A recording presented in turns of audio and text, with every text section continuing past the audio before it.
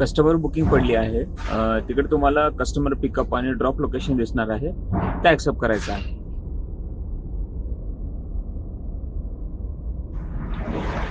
कस्टमरचं location दिसणार आहे, तिकडे जायचं आहे. कॉल किंवा मेसेज पण तुम्ही त्याच्यात करू शकता.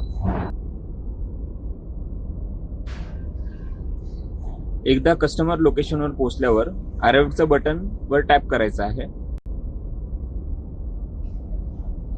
आणि ट्रिप स्टार्ट करायची आहे. कस्टमरकडून OTP घेऊन एंटर करायचा आहे आणि कन्फर्म क्लिक करायचं आहे.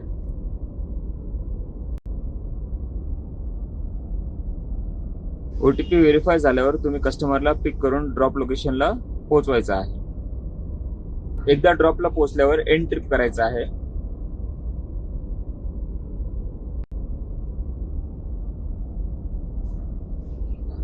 एंड ट्रिप झाल्यावर तुम्हाला फेअर म्हणजे चार्जेस दिसणार आहेत. पेमेंट रिसिव्ड वर क्लिक करायचं आहे. तुम्ही कोणत्याही पद्धतीने पेमेंट ॲक्सेप्ट करू शकता.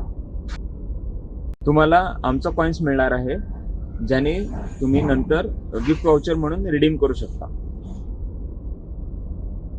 अशा पद्धतीने आपली एक संपूर्ण राईड बुकिंग प्रक्रिया कंप्लीट झालेली आहे. धन्यवाद.